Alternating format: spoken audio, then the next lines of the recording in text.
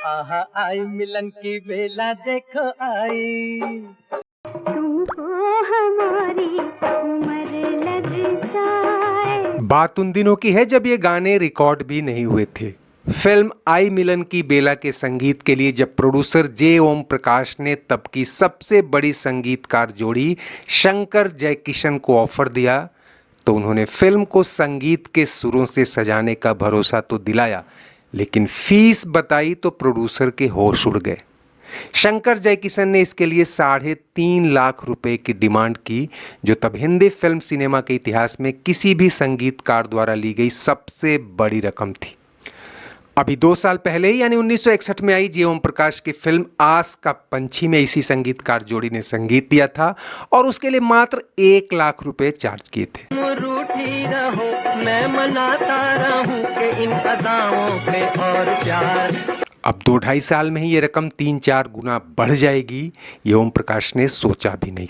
असल में 50 के दशक में ओपी नैयर, नौशाद, एस.टी. बर्मन और शंकर जयकिशन के बीच शुरू हुई बेहतर संगीत की प्रतिस्पर्धा 60 का दशक आते आते एक व्यावसायिक होड़ या कह लें कि फीस वॉर में तब्दील हो गई थी। ओपी नैयर ने आर पार, सीआईडी, नया दौर जैसी तमाम ब्लॉकबस्टर फिल्मों के लिए जो चार्ट बस्टर संगीत दिए, उन्होंने फिजा में रोमांच और रोमांस का एक अलग ही जादू बिखेरा था।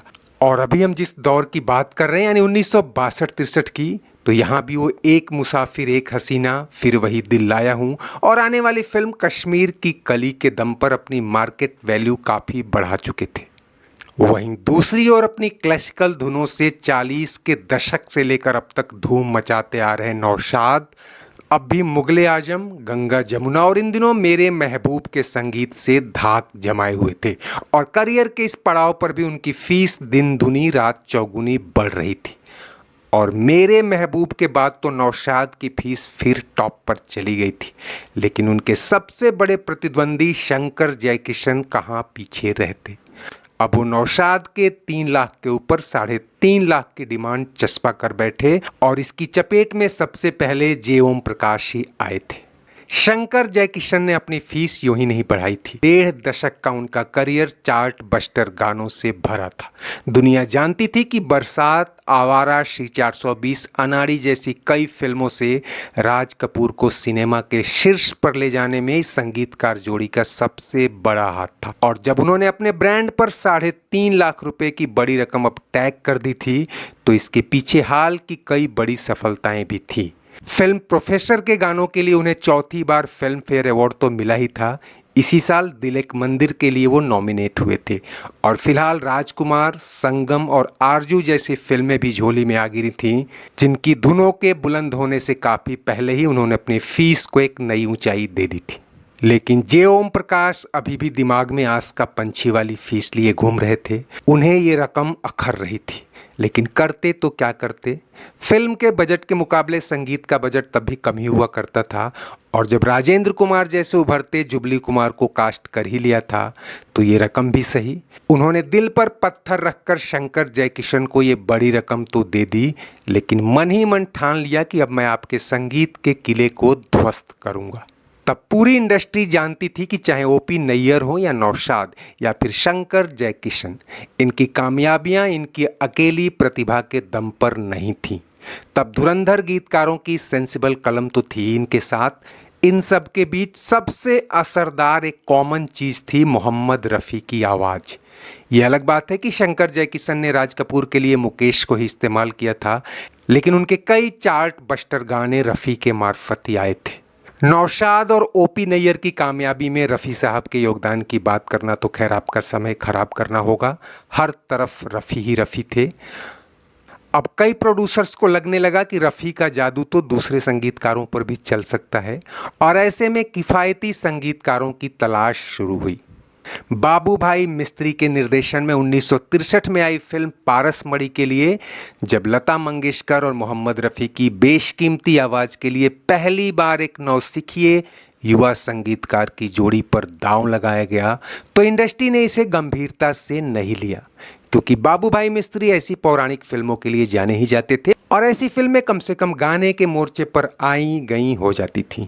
लेकिन जिन दिनों जे ओम प्रकाश आई मिलन की बेला के लिए शंकर जयकिशन से मोल भाव कर रहे थे, उन्हीं दिनों फिजा में पारस मणि के गाने ऐसे गूंजे कि कईयों को ये जानने की फुर्सत ही नहीं थी कि इन चार्ट बस्टर गानों का संगीत किसने दिया होगा। हंसता हुआ नूरानी चेहरा, काले दिल मेरा जब याद आए, बहुत याद आए। मोहम्मद रफ़ी और लता मंगेशकर को भी पहली बार ऐसी धुन मिली थी जिसमें अनेक वाद्य यंत्रों की खनक थी और ऊपर से देसी विदेशी लय का एक हल्का सा मिक्सचर।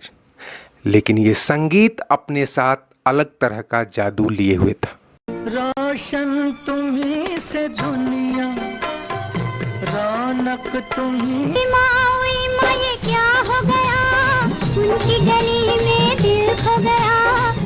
और अगले साल यानी आई मिलन की बेला के रिलीज के कुछ महीने बाद ही नवंबर 1964 में राशि प्रोडक्शन की मामूली बजट की फिल्म दोस्ती ने अपने गानों के दम पर फिल्म इंडस्ट्री में तूफान ला दिया। आवाज मैं न दूंगा। तब सभी फिल्मकारों के जहन में एक ही संगीतकार जोड़ी तैरने लगी जिसकी धुनों ने पुराने संगीतकारों के किले में कंपन ला दिया था। आऊंगा मैं तुझे सांझ सवेरे। इस गाने के बारे में तो कहा जाता है कि इसकी धुन किसी को पसंद नहीं आई थी और इसे म्यूजिक ट्रैक से बाहर कर दिया था। लेकिन जब रफ़ी साहब ने इसे सुना तो लक्ष्मीकांत प्यारेलाल से इसे जबरन रिकॉर्ड करवाया और गाने के एवज में मात्र ₹1 लिए थे। मितवा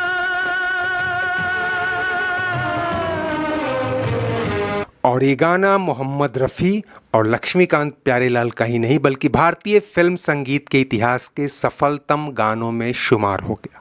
तुझको बार बार आवाज। इन्हीं दिनों जे ओम प्रकाश ने अपनी अगली फिल्म आए दिन बहार के लिए लक्ष्मीकांत प्यारेलाल को साइन किया।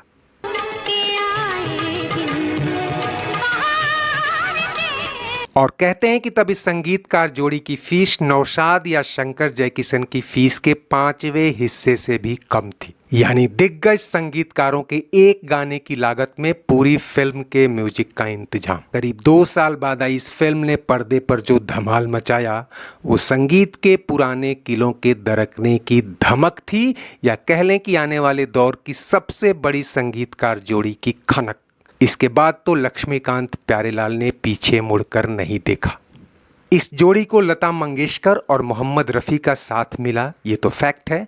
लेकिन ये भी सच है कि पहली बार इस जोड़ी ने पुराने संगीतकारों के मुकाबले एक बहुत बड़े ऑर्केस्ट्रा को इस्तेमाल में लाते हुए बड़ी तादाद में वाद्य यंत्रों के साथ, और उसमें भी वेस्टर्न धुनों की चाशनी घोलते हुए ऐसी धुन तैयार की थी जो आम आदमी के सिर चढ़कर बोलता था और इन दिग्गज गायकों को भी रास आया। आज मौसम बड़ा बेईमान है, बड़ी मस्तानी है मेरी महबूबा। आपको जानकर हैरानी होगी कि संगीतकार जोड़ी ने सत्यम शिवम सुंदरम के इस गाने में 72 वायलिनिस्ट का उपयोग किया था।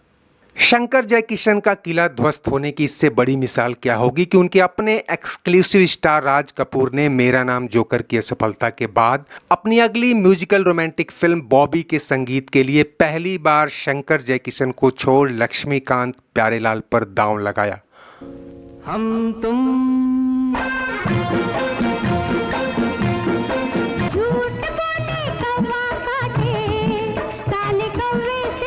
और बॉबी तो क्या, इस जोड़ी ने अपनी धुनों से कामयाब फिल्मों की जो इबारत लिखनी शुरू की उसे गिनाने बैठूं तो शायद आप ये वीडियो छोड़कर चले जाएंगे। फिर भी ये जान लीजिए कि पारस मणि और दोस्ती से शुरू हुआ चार्ट बस्टर सिलसिला अमर अकबर एंथनी, सत्यम शिवम सुंदरम, सरगम, कर्ज, दो रास्ते, बॉबी, दाग, रोटी कपड़ा और मकान, जानी दुश्मन, एक दूजे के लिए, प्रेम रोग, प्यार झुकता नहीं, राम लखन सौदागर, खलनायक और ऐसी ही कई फिल्मों से होता हुआ 90 के म्यूजिकल डिकेड तक छाया रहा।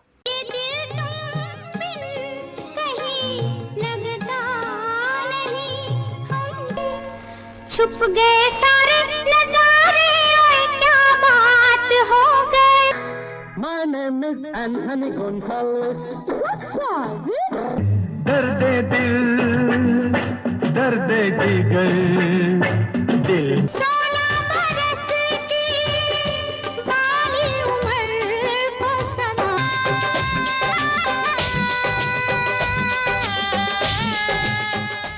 दोस्तों चलते चलते वीडियो लाइक और शेयर करने के साथ ही अगर चैनल सब्सक्राइब नहीं किया है तो वो भी करते चलिए।